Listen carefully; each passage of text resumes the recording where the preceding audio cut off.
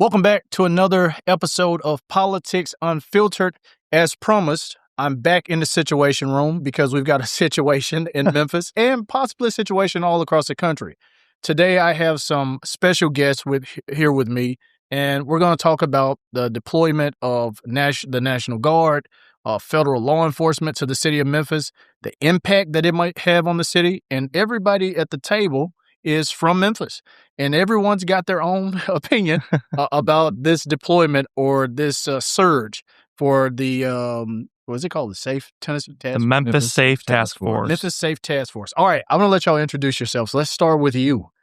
Hi, everyone. It's good to be here. My name is Ruby Powell Dennis, she, her pronouns, and I'm proud to represent Elect Black Women PAC, an organization that helps elect Black women to every level of government. And I also serve as second vice chair to the Shelby County Democratic Party. Thank you for having me. I'm Luke Cymbal. I am vice chairman of the Republican Party of Shelby County.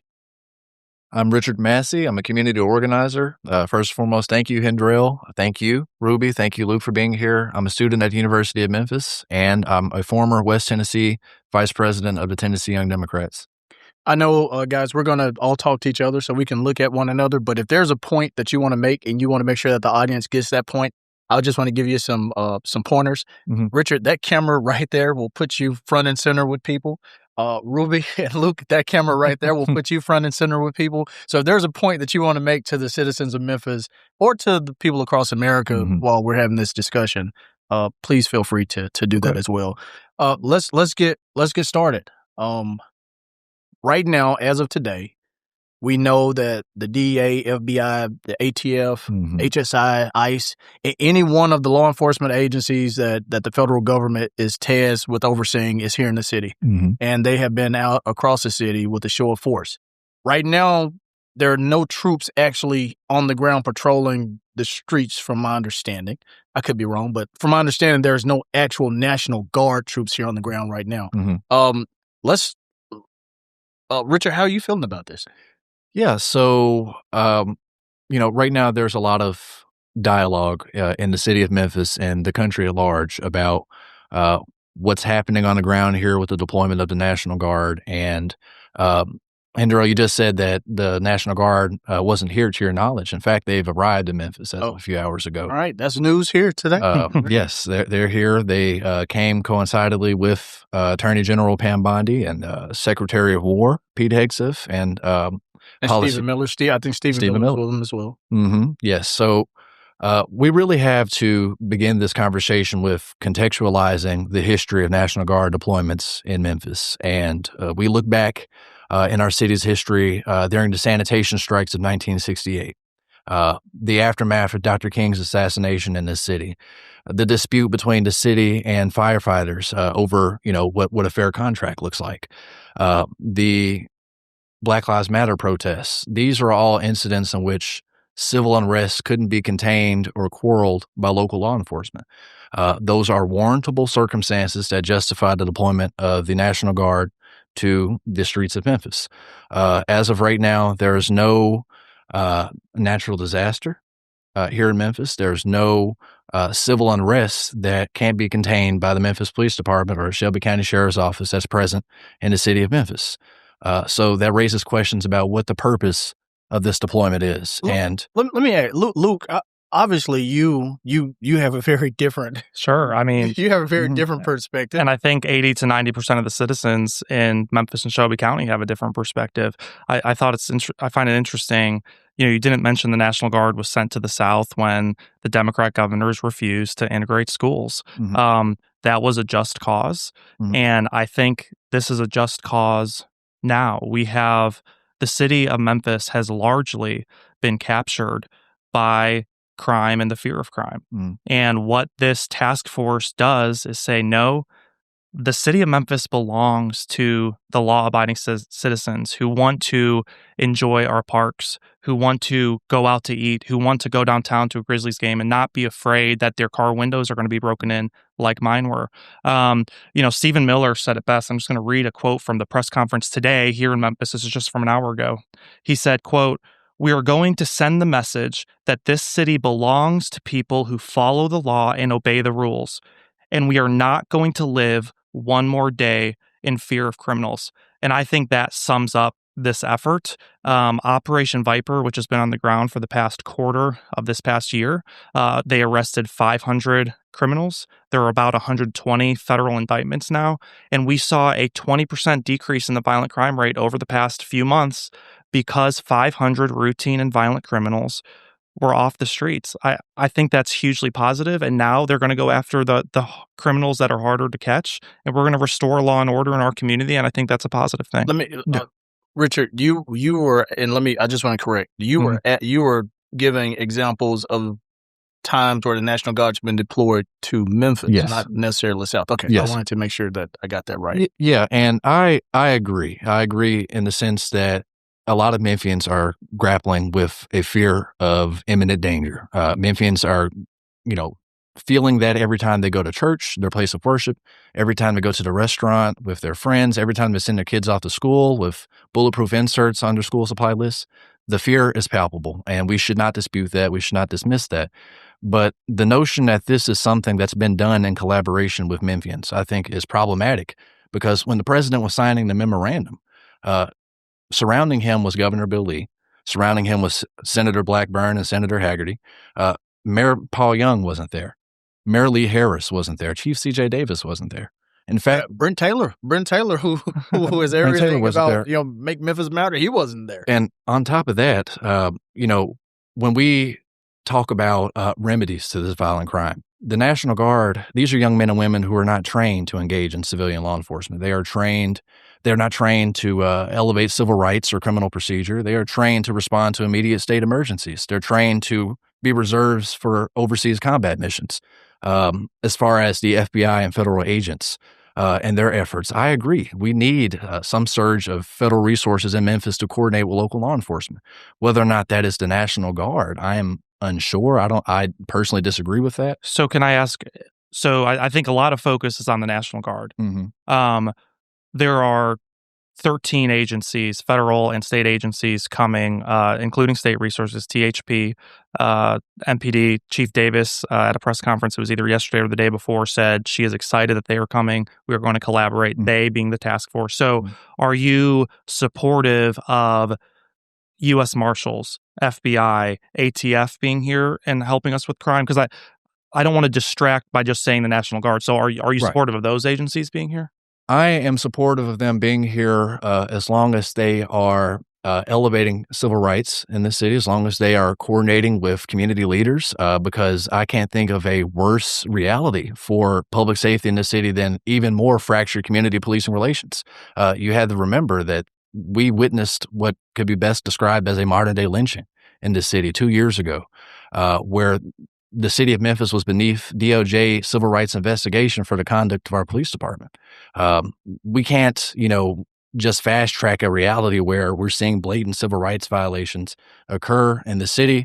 Our Hispanic community in particular are incredibly concerned about the trajectory of ICE raids in Memphis. They're concerned that their workplace may be subject to a raid, that their child's elementary school may be subject to a raid.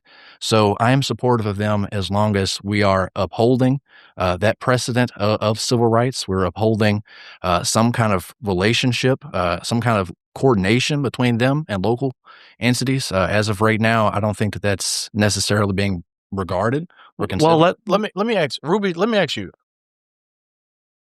I moved back home from Nashville about a year ago, and when we moved back, my wife was carjacked at gunpoint. So crime's the issue here. It is. Crime's a big issue here. So I don't want to act as if it's not, because it is. Mm-hmm. But the bigger question becomes, what's the necessary measures? Have we gone too far? Are we not doing enough? Ruby, let me ask a simple question. Do you feel safe? Do you feel safe here in Memphis? So yes, I actually do. So I moved here from Denver, Colorado. And so when people think about Denver, they think about the 300 days of sunshine, all the restaurants, all the green spaces. But I often tell people it's two sides of the same coin. Yeah. I mean, when you think about, we could talk about all the reasons why Colorado might be flourishing in ways that policy-wise we're not there yet in Tennessee. But the reality of it is I feel equally safe in Memphis as much as I've felt in Denver. Now, let's be clear, I worked in Fraser on Delwood. I worked and served in Fraser for years. I was never once carjacked. Now I broke up plenty of fights because my school shared the campus with Fraser High School. So let's be clear. I wore tennis shoes every day and I worked every day in my school. But my students, their families were such worthy people. Fraser is filled with 50,000 people. That's the size of the University of Florida. And yet I consistently see Shelby County being underinvested in. And yet at the state level, we are prepared to reject federal funding for public schools. Mm-hmm. So these are the types of measures that we have to invest in before we start having conversations about the National Guard, ATF. That's the end of the spectrum. We actually have to meet people where they are on the front end. Because let me be very clear, my children go to campus school. I live in Senate District 31. Yeah. I walk my neighborhood. I serve my community. I've never once been carjacked in the 16 years I've lived in Shelby County. Is your neighborhood pretty safe? My neighborhood is safe, and my neighborhood is racially diverse. Okay. It is politically diverse. Is your neighborhood gated? Sadly, my neighborhood is gated, but the gate is always open. So what good does a gate do if it's always open? Let me ask something. Luke, Ruby just mentioned that the city's been underinvested in, that the resources aren't here. Mm-hmm. The governor mentioned something, I think about $100 million investment that's going to come into the city. Allegedly. Mm-hmm. Luke, do you think that investment is going to go to the right places? Because I always look at crime and the level of crime in the city, especially majority Black cities, poverty-stricken cities, pretty much, as, people who have nothing to lose and nothing to live for will do anything. And I think that's what we're seeing in a lot of these situations where people are trying to survive, committing crime to survive. So, Luke, sure. You think we've been underinvested in? So 2 points. I think if poverty was the underlying cause of crime, West Virginia would have the highest violent crime rate in the country, and it doesn't. I don't necessarily agree that just because you are poor, you are more likely to commit a crime. But I think that's a discussion that we can have, though. As for investment, first, I'd like to point out we scream for investment, and we've been saying we have a crime problem, and suddenly we have the federal government and state government coming here and investing millions and millions and millions of dollars to help us on our crime problem. So that's an investment. Number two, we have an acute crime problem here in Memphis. We have one of the most violent cities in the country, just looking at the stats objectively. We're in the top 1, 2, 3, depending on the year. And so we have an acute problem. And when you have an acute problem, you have to solve that problem first. If I were sitting here and I had a heart attack and I had to go to the hospital, they are going to get me stable. They are going to put that stent in if they need to. They are going to immediately go into surgery to fix the acute problem. They're not going to get me to the hospital and start talking about my diet and exercise. They're going to fix the problem first. And so what's happening now is we are fixing the problem. Let's get crime down to a manageable level for MPD. It's out of control and they're not able to do it. So what do you think is causing the crime rate to be so high in this? I think there are a lot of different things. I think we have, our education system. It has a nearly $2 billion budget per year. I don't know that it's a money or investment problem. We have a problem with our school. We have a problem with when you have between 70 and 80% of babies in Shelby County born into a home without a father. That's a major issue that we need to talk about. The greatest predictor of whether somebody spends their life in poverty and whether somebody commits a crime is whether they're born into a house without a father. That's something that we need to talk about. But again, regardless of the underlying causes, we've got to clean it up now. Yeah, but I think the problem becomes if we clean it up, if you put surge federal law enforcement, if you surge these resources into the city, and they're here for 6 months, a year, and none of the underlying issues are fixed. Once they go away, do we see the crime rate just balloon back up? Well, I think no, and there's a couple of reasons for that. Right now, MPD is way understaffed, and they are not able to get a handle right now on the crime problem. And so what we're doing is the feds are coming in. So you would point to that as being one of the reasons. Yeah, yes, of course, it is a problem, and there's a direct correlation between number of officers and our violent crime rate. 2011, I think we saw our lowest violent crime rate in decades, and we had the highest number of police officers in decades. So that's it. That feels like a lifetime. Yeah, it feels like a long time ago.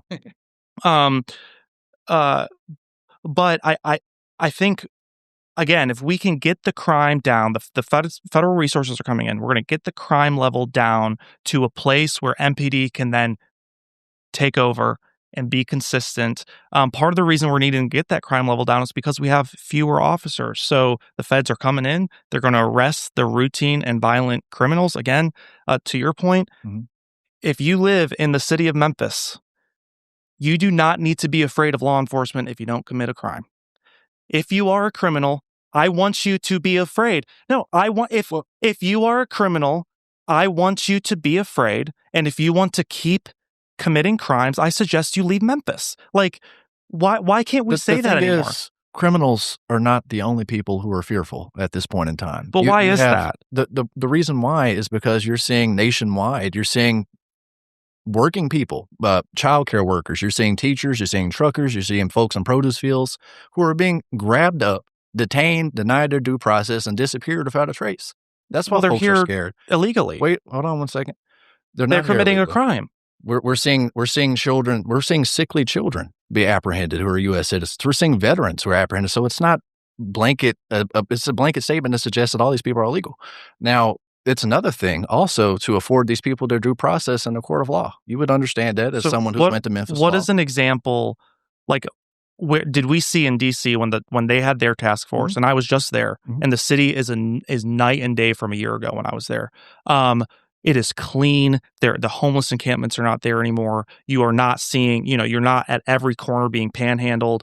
And we did not see a major issue with due process the past 5 months in Washington, D.C. So, like, where are we seeing?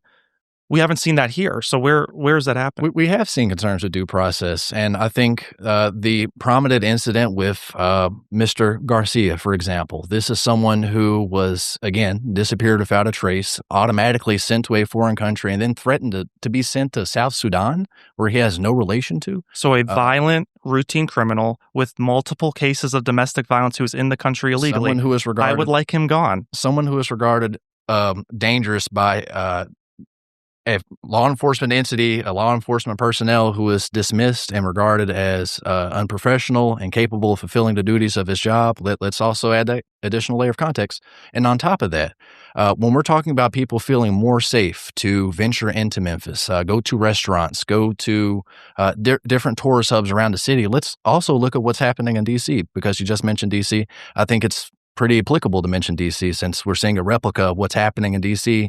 take place in Memphis. Restaurant reservations have fallen in D.C. Foot traffic has fallen in D.C. Small business sales have fallen in D.C. Memphis cannot feel that impact to the same extent that D.C. does. We cannot endure that hit to our tours and hospitality hubs. Let me jump in a second. Luke, you made a statement. You said you inquired. You wanted to know why people in the city who weren't criminals feared having more law enforcement officers on the street. Ruby, I don't know if you want to mention this. I think Richard talked from a perspective of due process, but I think, as a majority Black city, there's also this underlying, fear that African Americans have when it comes to their relationship just historically with law enforcement. I don't know if Ruby, if you want to. I mean, there's that. And then also, this is quite frankly a waste of taxpayer dollars. As a homeowner, I do not want my taxpayer dollars wasted on the National Guard.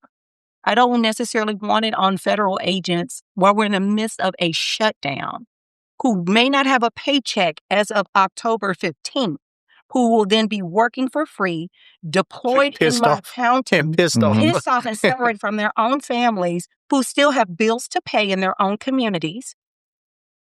I don't want that. It's a reasonable expectation that my taxpayer dollars, many of which sit in the coffers of the state of Tennessee unspent, should be maybe put into something that's a longer-term investment. I do not want a president and a governor who meddles in municipal issues when I have a city council and a county commission, judges that I have duly elected. But all of a sudden, all these people who went to the good University of Memphis Law School, matter of fact, Mayor Harris went to Yale Law, and you're trying to tell me a Black man born and raised in Memphis who graduated from our finest law institution doesn't have a grasp of what his powers are as mayor? He has said no. And as a Black woman who's a taxpayer and a homeowner, that's fine for me. But yet here we sit having a conversation about people who don't live here, situations that don't involve me. I get up every day. I pay my taxes. I follow all the rules. And you know what? Bad things can happen to me too. Any judge worth their salt will tell you in Shelby County, you can find yourself in their courtroom for any reason. Ruby, let me ask you something though. Do you think local elected officials or who serve at the state level or the municipal level here bear some other responsibility? Absolutely. I mean, Brent Taylor was just up in Congress testifying, offering his non-legal expertise. But yet we won't listen to a Black man who's been duly elected to represent this city. Black men who's represented to represent this county who have the expertise. So again, I'm trying to make it plain and make it clear for people who are listening, because sometimes we go and get all these fancy degrees and try to tell people something that's simply not true. Now, Memphis does have a crime issue.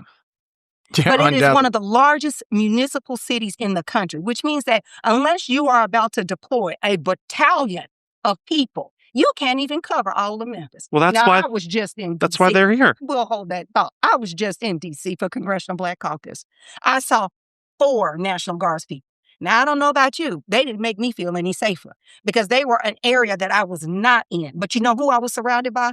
Black people with degrees and education who make good policy, and I felt safe every moment of that.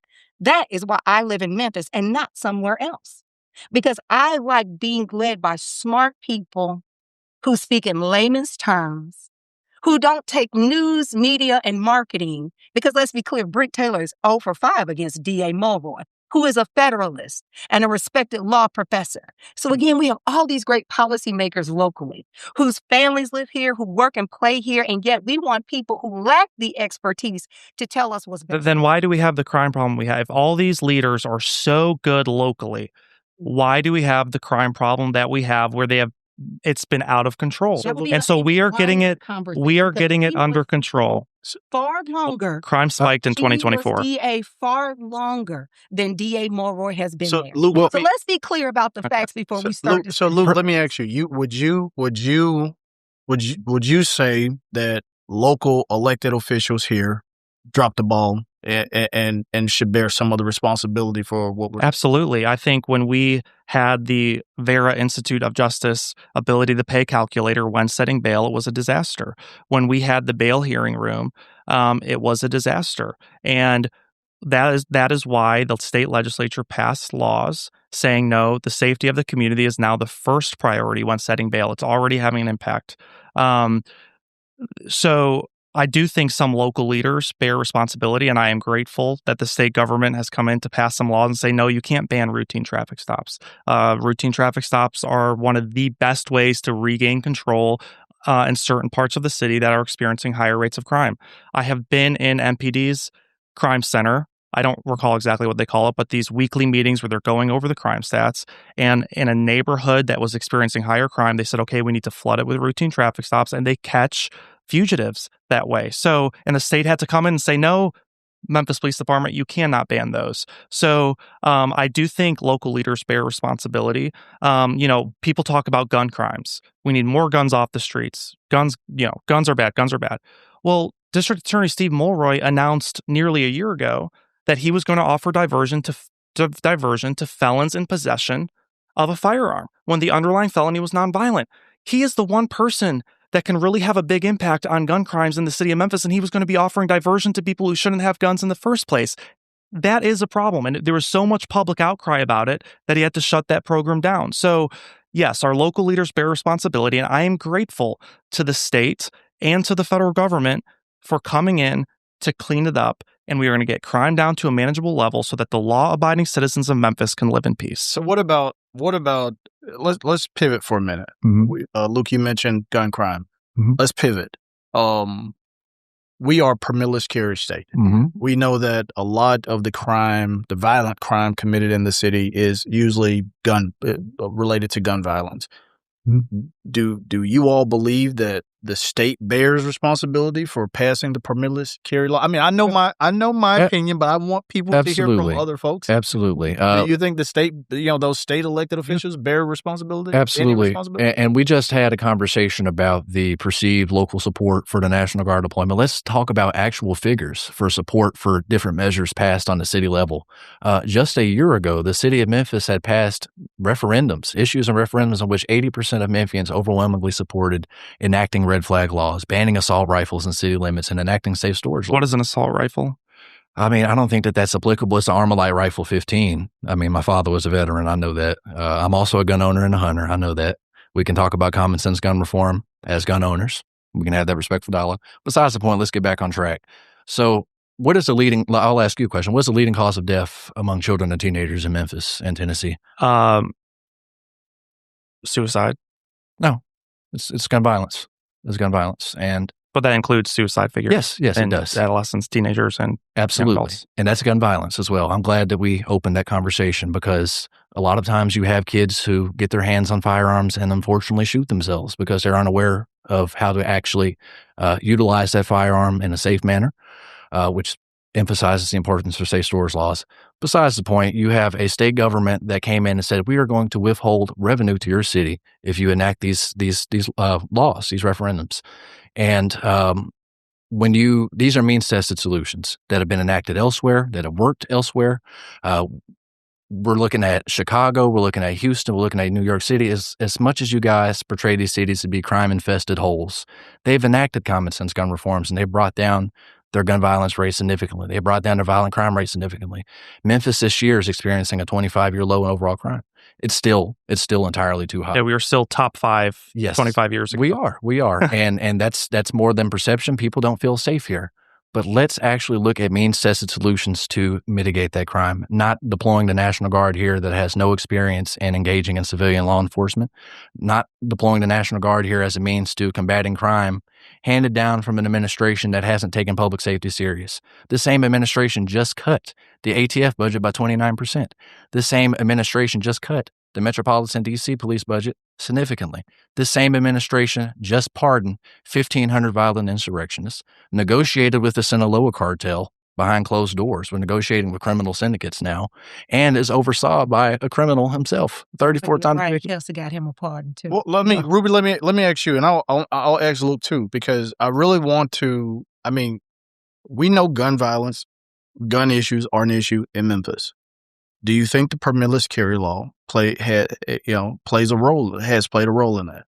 My mind was blown to see our governor signing that bill in a Beretta factory. I am a former elementary school administrator, and I was an administrator when Sandy Hook happened. That means I had to decide with my administrative team who could be the fastest to get to the 11 doors in my elementary school. That means I would have to be the first line of defense on the active shooter. You'll never know how that feels to actually have to decide in a staff meeting who goes first. Yeah, absolutely is a problem. Those guns and the guns that are being allowed to just flow around in our community without gun locks, gun safes. We're now telling elementary schools, middle and high schools, we need to have gun safety training. Everything to avoid the conversation about gun violence, crime, school shootings. All of that is tied to guns. Well, it's tied to the criminals committing the criminal act with a gun. Is that so often you're not a criminal until you've been convicted. So if you just get access to a gun, right, but you never do anything, what about the 11-year-old young man who found a gun in his peer's possession, disarmed the gun, and was expelled from school? And all spring semester, his mother took him to 4 school districts trying to get her child back in school because his grandfather had taught him how to safely handle a firearm. Let's talk about it. We are teaching our children to handle firearms safely, those of us especially who grew up in the country. That's not new. But the fact that school shootings are also rising and you're talking about crime and you want to divorce the two in a permitless carry state. Illinois has very strict gun laws, but guns flow into Chicago from places like Tennessee. That's right. Well, that's a great point. We got to take a responsibility for the park that's ours and the fact that your governor would rather take away funding from public schools than to pour money into gun sense, common law, especially after the Covenant shooting. Mm-hmm. He amended the rules of the State House and State Senate so even the mothers of Covenant shooting victims couldn't come up there and express themselves. Is this a democracy? That's right. Luke. So to address your question about permitless carry, and you made a good point about guns flowing into Chicago. Criminals have always had permitless carry. The only people who abide by gun permit laws are law-abiding citizens who aren't committing crimes anyway. So why would the state legislature, especially in a place like Memphis, why would the city council in a place like Memphis want to hamstring law-abiding citizens from protecting themselves? Law-abiding citizens are the only ones who follow that law. We will always have criminals. There will always be guns on the streets, and it's the criminals who use them for violence. And so the permitless carry, I just think it's one of those red herrings that we throw out when we're looking at crime, and we want to offer all these excuses for why there's crime. And it's like, no, it is the criminal. And let's place the blame on the people committing the acts that are criminal, and let's hold them accountable. And if they can't live in society in a healthy way, then lock them up. And so we don't have to deal with them anymore. But why is it such a strain for responsible gun owners to acquire a permit? I mean, as a hunter, I have to have a permit to go hunt deer. Don't you think I should have a permit to own a high capacity firearm, for example? The only people who follow the laws are law-abiding citizens. And so you can put millions. You could put as many laws as you want on law-abiding citizens. You can say it'll take you 3 years. Actually, that would be unconstitutional. But we're going to put a 3-year timeline. You apply. We need to do background checks. The criminal will still have the gun.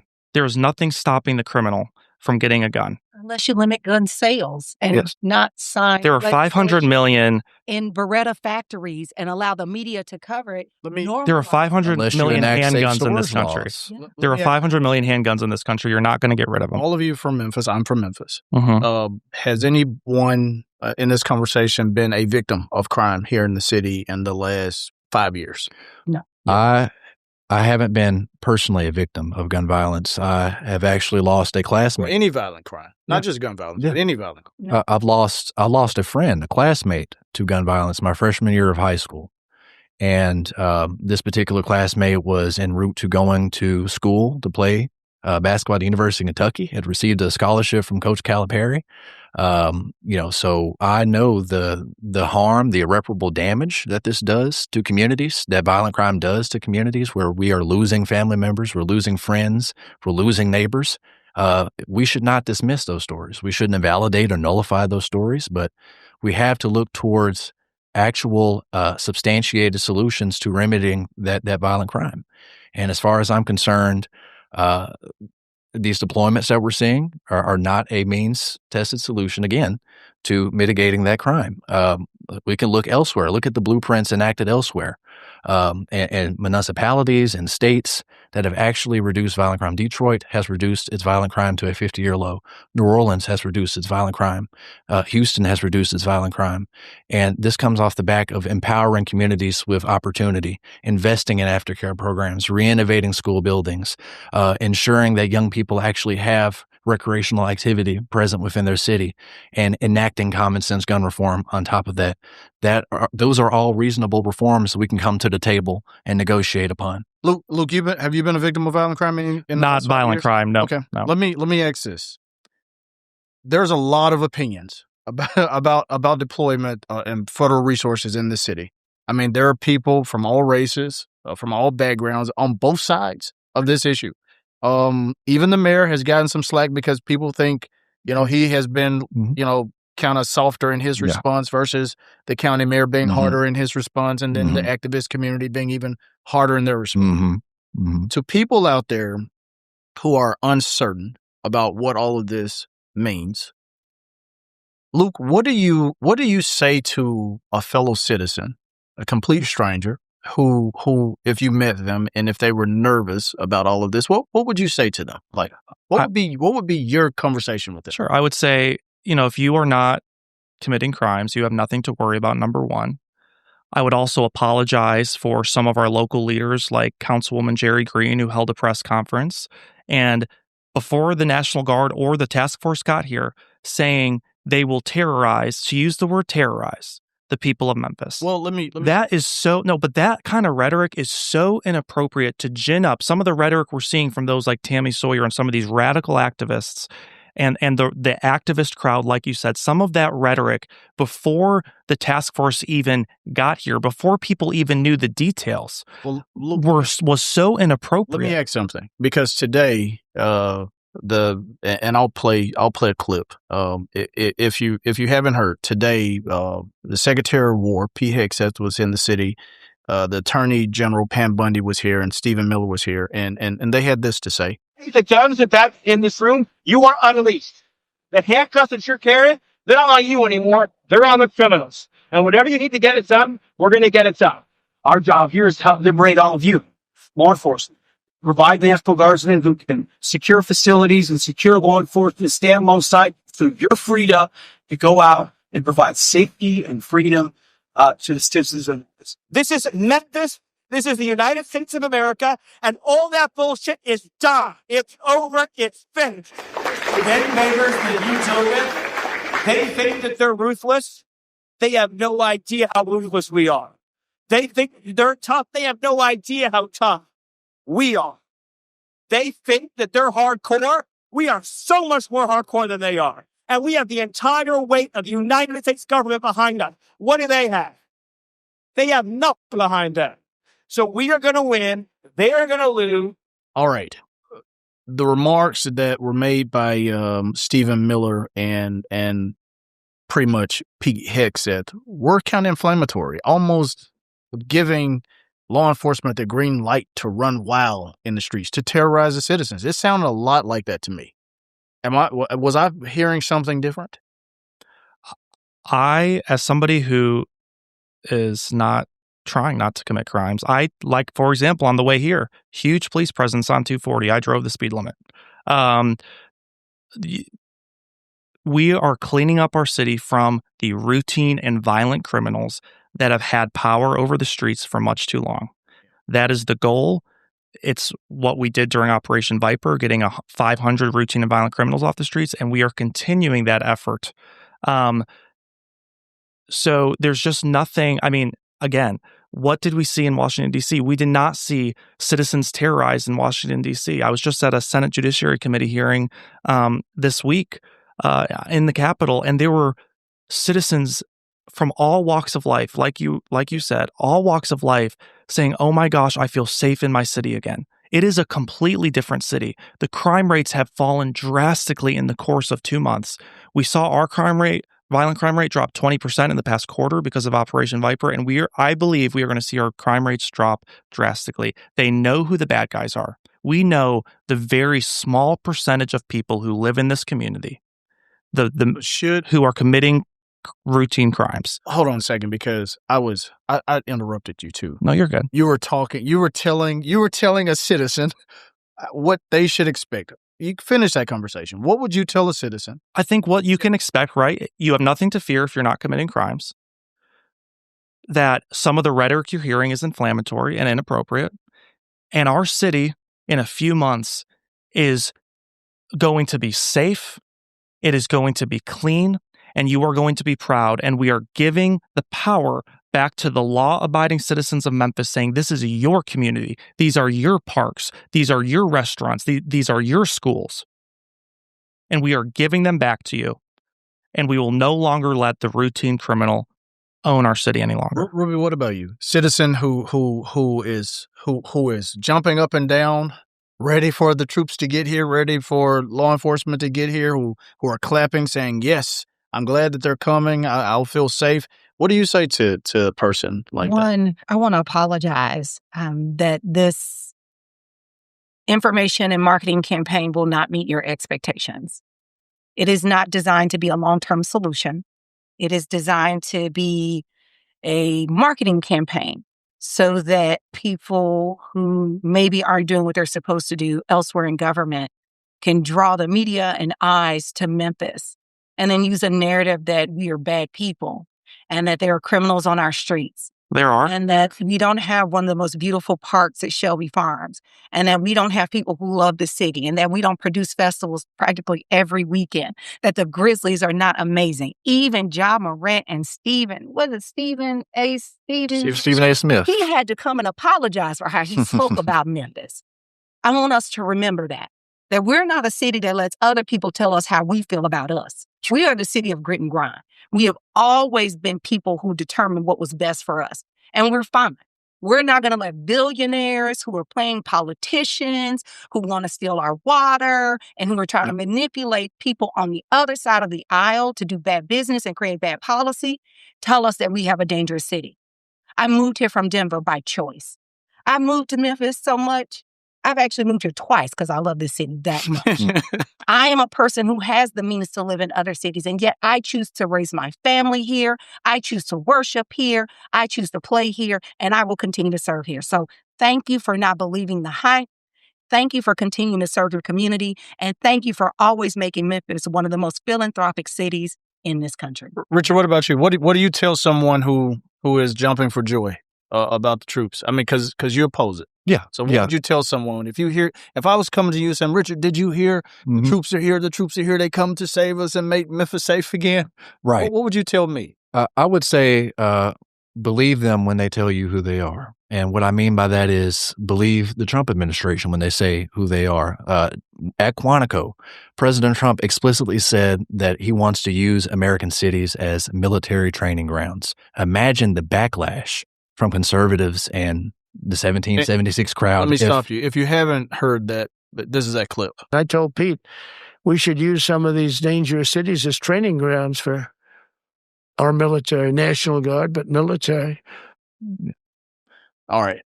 Yeah, imagine the backlash from conservatives if the Biden administration entertained some of this stuff, if the Obama administration entertained some of this stuff. So it's time to clear the air about what this is and what this isn't. What this is the Trump administration posturing itself as a strongman ahead of the 2026 midterms, in which they are trying to normalize the presence of American troops in cities like Memphis, in cities like Los Angeles, in cities like D.C., Portland, Oregon, presumably Chicago, so that it isn't abnormal to see them when you go to vote next year. When we talk about incendiary rhetoric, I think that it's highly convenient to gloss over the fact that we're actively hearing sentiments derived from the White House directly around declaring war on American cities, around getting America's top military brass to orchestrate missions inside of American cities. Meanwhile, our adversaries are continuing to collaborate on the world stage. It's a deflection of attention. I think that it's intimidation, not investment. The $100 million state grant that was announced, $29 million can go into the Memphis Affordable Housing Trust Fund to eliminate the incentive to commit property crime. A portion of that can go into, again, renovating MSCS schools. We want to give schools back to the community. Let's renovate them and ensure that they're not falling in from within. Let's ensure that our juveniles have the ample opportunity to have a quality education in this city. So to anyone who is listening, again, to second Ruby's thoughts, don't believe the hype. This is optics. This is political theatrics. This is an ineffective, inefficient waste of taxpayer dollars that's going to cost us upwards of $1 million a day. And I don't anticipate that this is going to have a meaningful, lasting impact on mitigating crime in Memphis. So we talked about local, if local and state government bared any other responsibility, whether it was failure of leadership or permitless carry laws. Let's talk a second about the family dynamic and the home dynamic, because we know that a lot of the violent crime that's being committed in the city, a lot of the crime, even the small, lower-level crimes that have been committed in the city are being committed by young people. I talked about my wife being carjacked. She was carjacked by a juvenile. Wow. So do you think that the home dynamic and the parenting plays a role in what we're seeing in crime? Should parents bear some of the responsibility for some of the crime we're seeing, Ruby? So One, I'm not going to generalize parents because you know your parent. Yeah. Doesn't matter the parenting is hard. So shout out to all the parents. And no matter what you tell your children, sometimes when you tell them not to do something, it makes them want to do it more. But I'll say this: in my experiences and the students and families that I have worked with, I have yet to meet a mother who did not want good things for her child. I have yet to meet a father who did not want good things for his son or his daughter. Memphis cares and loves children. That's why we have so many people who are always doing something to support our youth. But there is no changing the fact that there are not good paying jobs for young people if they don't decide to go to college, go to law school, go to University of Memphis, then what? We don't have a thriving economy in that way. Now, could we? Yes, but we would have to make some choices. Now, I'm not sold on data centers and technology being the way to keep them alike. It's the country girl in me is not. I agree. Elon, I agree. Listening out there, Ruby is not a fan. But what I will say is this: I have seen so I moved to Memphis supporting Race to the Top, which was the largest investment in public education we have seen in this state, and it flowed into 5 neighborhoods, meant to change the trajectory of students and families in those neighborhoods. But what I consistently saw was, in spite of all the work that is happening to support families and students, you have people who fundamentally will pass policy at the highest levels that you could be doing everything right in a school. You could be doing everything right in the community center. You could be doing everything right in your government program, but you're bumping up against terrible policy that gets dismantled when the administration changes. Yeah. So we saw that. We went from a president that had a commitment to public education to presidents who do not. And we now have people leading all of these departments at the federal level, dismantling these systems, dumping federal employees into the marketplace with no workforce development. This is what destabilizes families. So it's not a social economic issue. It's so much as if we made good governance and good policy, universal health care that wasn't tied to employment, good public schools that weren't tied to vouchers, paid teachers their work. We made these structural investments, we would see dividends, but it takes time. And conservatives want a quick solution to a long-term problem. So maybe if they stop producing terrible policy that was long-term, we could talk about some of these short-term interventions more seriously. But again, you got to make good policy over time. And when you're changing things to the Department of War, you're dismantling the Department of Education, you're going after federal workers, you're not interested in systemic and structural solutions. You're trying to be the victor at the end, the savior of a problem you actually create. Luke, what about you, parent? Do parents bear some of this responsibility? Sure. So full disclosure, am not a parent that I know of. And so, it'll definitely change. So I'll just talk about some of the data that we know is true. So, and I already mentioned earlier that the greatest predictor of whether you spend a lifetime in poverty is whether you're born into a home with 2 parents. So that is the strongest correlator of whether you were living in poverty and according to some at this table are more likely to commit a crime. I also think we have a problem with juvenile crime is awful. We have a problem in juvenile court where juveniles are arrested for crimes and the punishment, either it's dismissed, so there is no punishment. The punishment is not swift enough. We know that a lot of times it's not necessarily the severity of punishment, it's the swiftness. Is there a quick correction?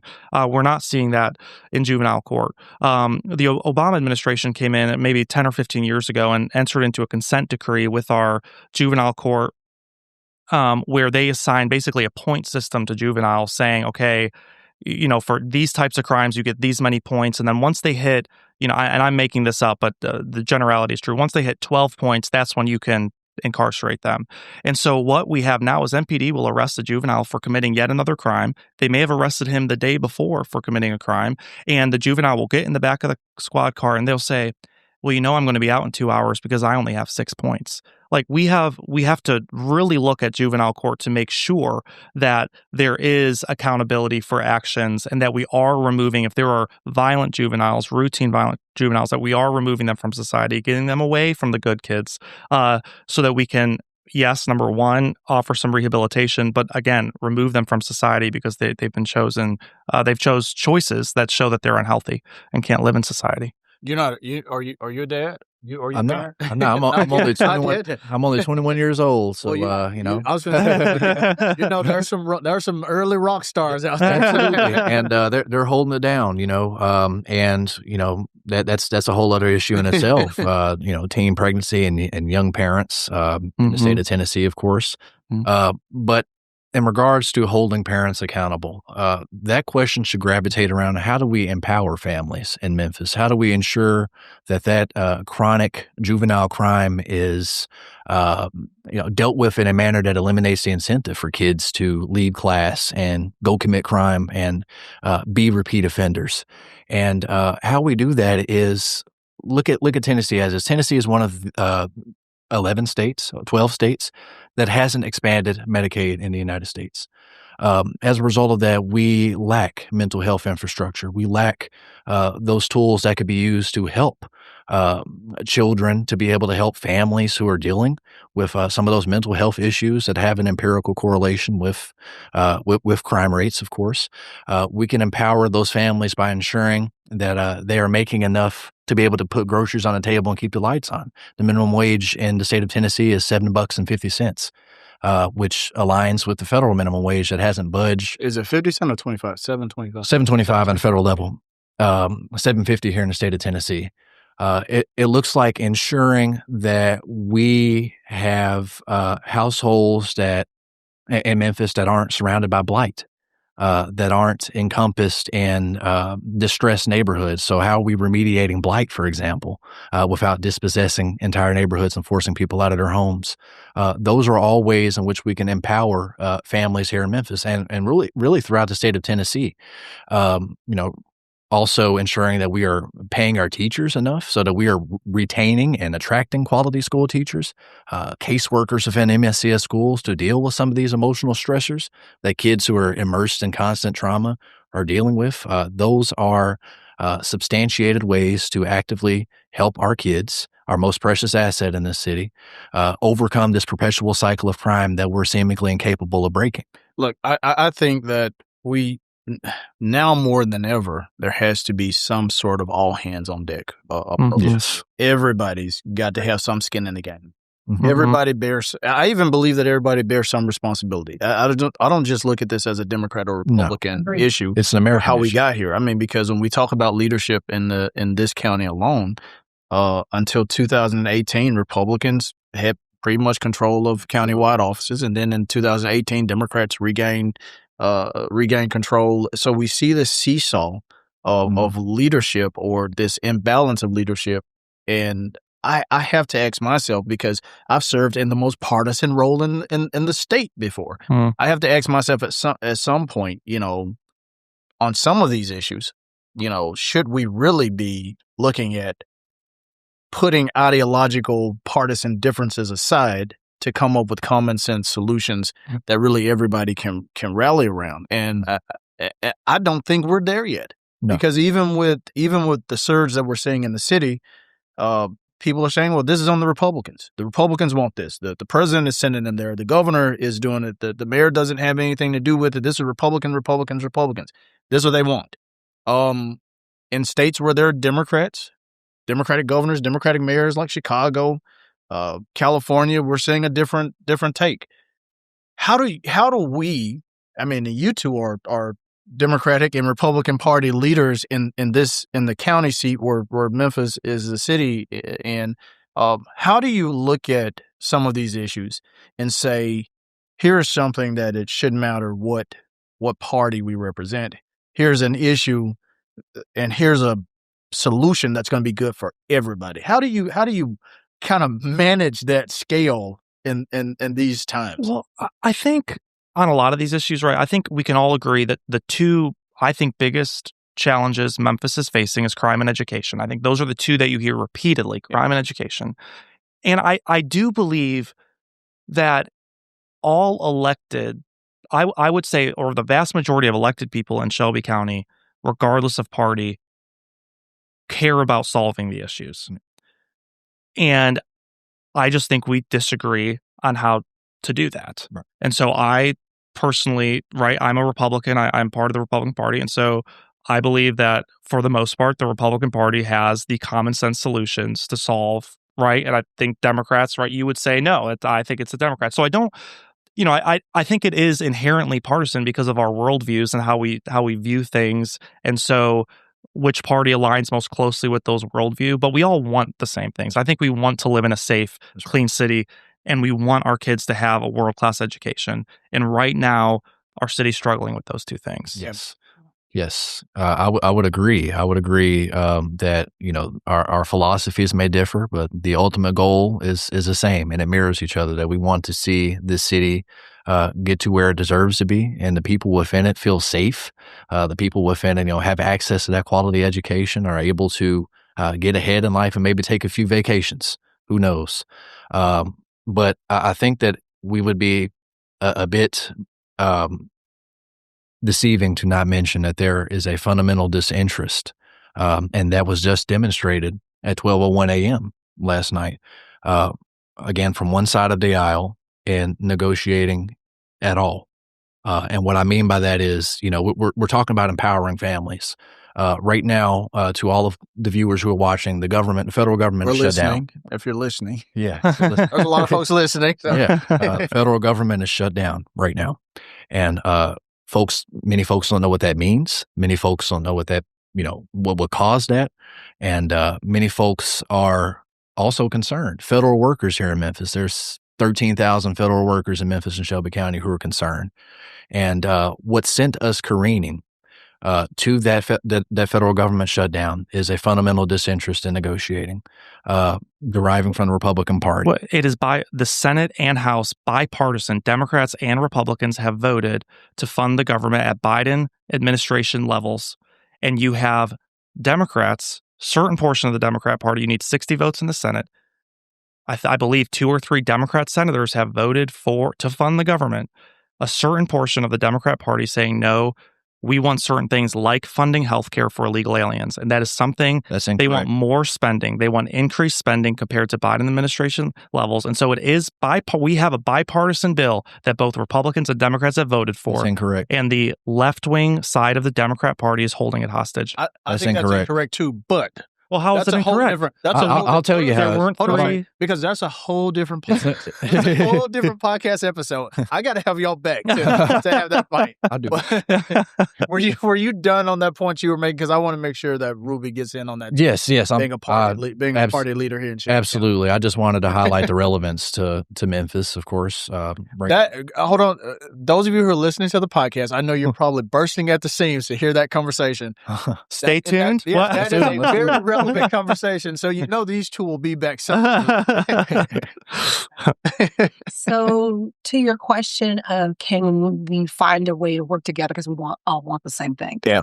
I actually think there is a blueprint for that in American history. It happened during Reconstruction.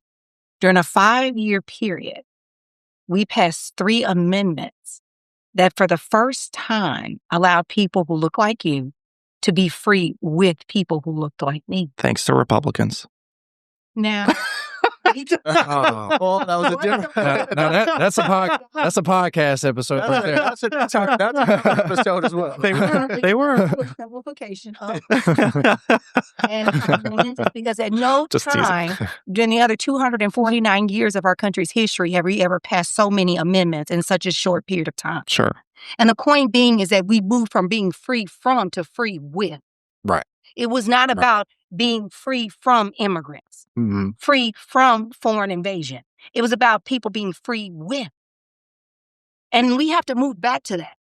There is no universe in which we could talk about freedom and human rights if one side is saying, I need to be free from immigrants, I need to be free from all of these oppressors, and then once I have that, we'll be okay. Because then you other and dehumanize your fellow human beings.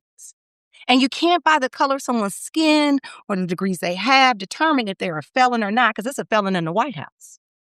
So the point being is that until we move to the construct of being free with one another and away from the construct of being free from one another, we'll never arrive at the same place. Because fundamentally, that belief is you have to be gone for me to get what I want. And we can't have a unified nation, one nation, under God, indivisible, if you want free from.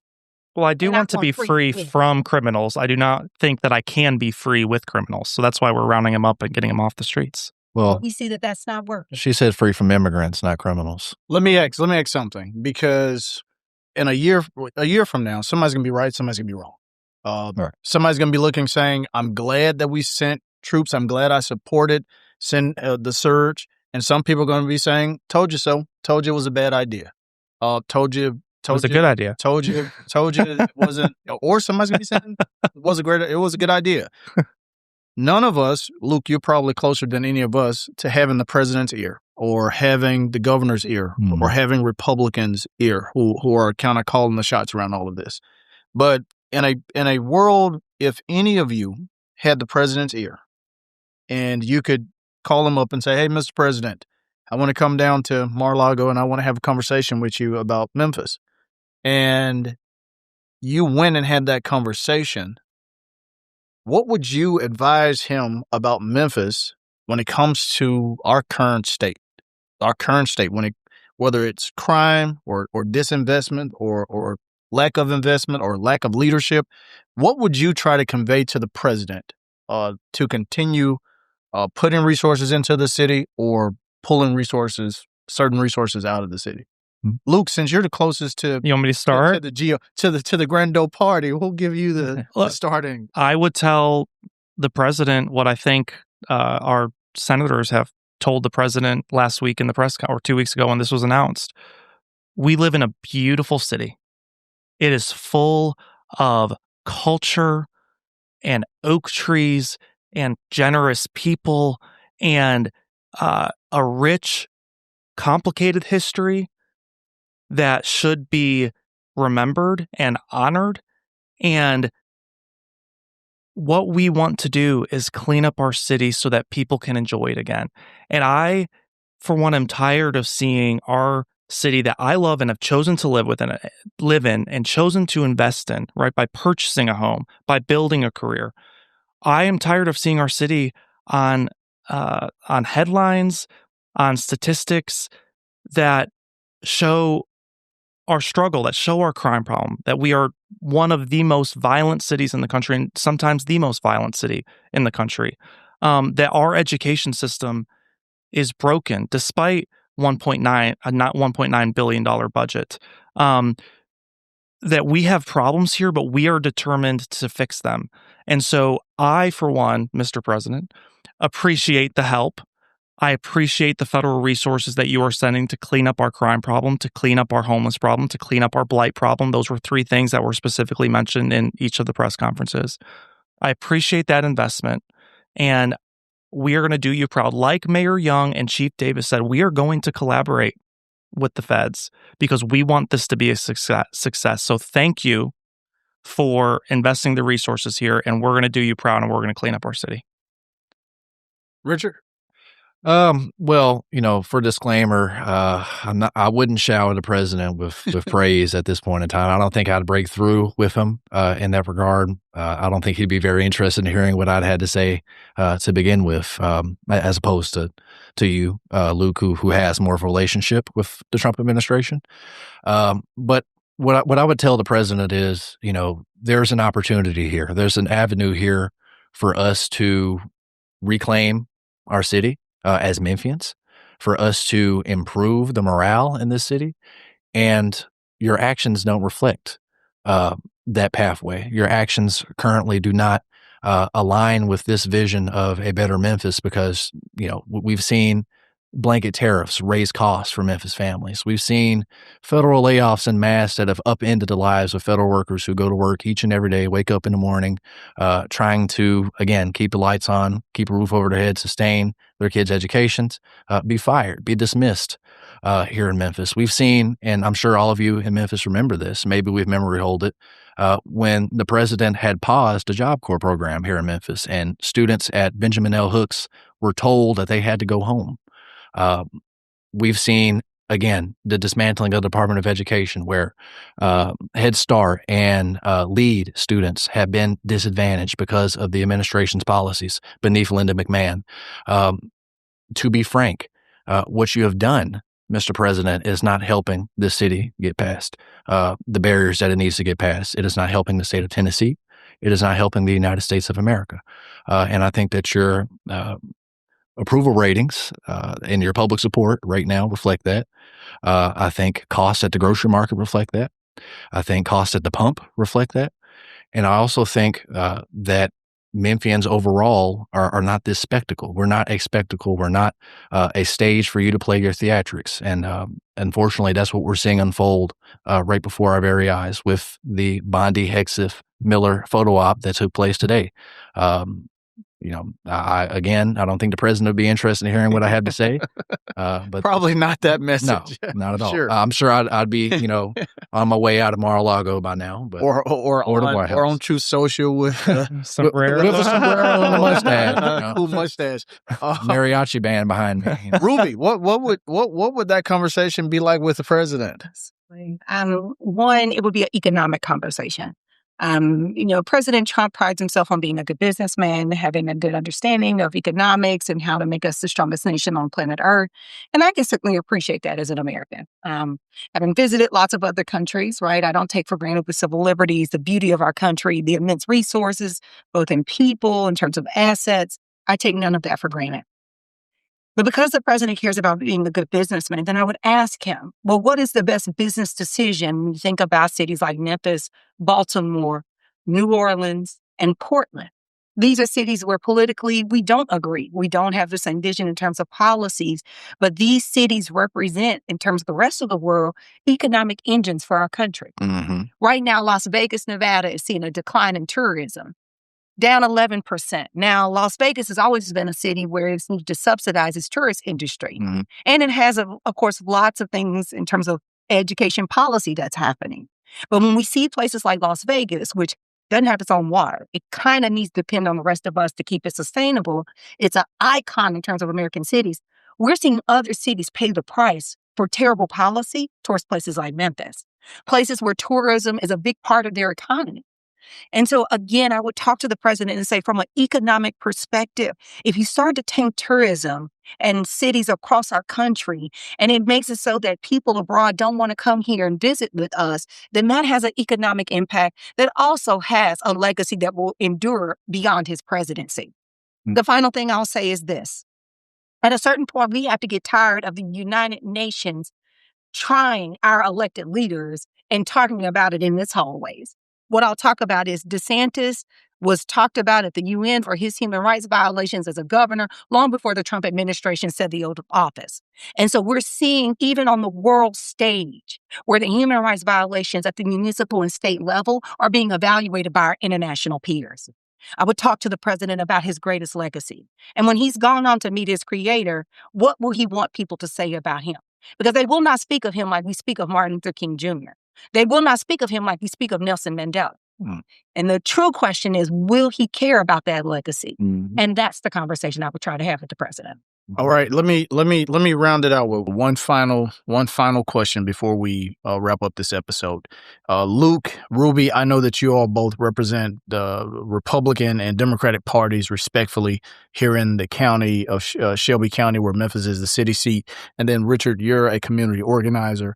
I guess my question to all of you is, do you think that this, or are you hoping for this this surge in federal resources or this deployment of troops in the city, do you think it's going to have an impact on the political makeup in this county? Is going to cause a political shakeup either for Republicans or for Democrats? Or Democrats going to pick up some seats, or Republicans going to pick up some seats?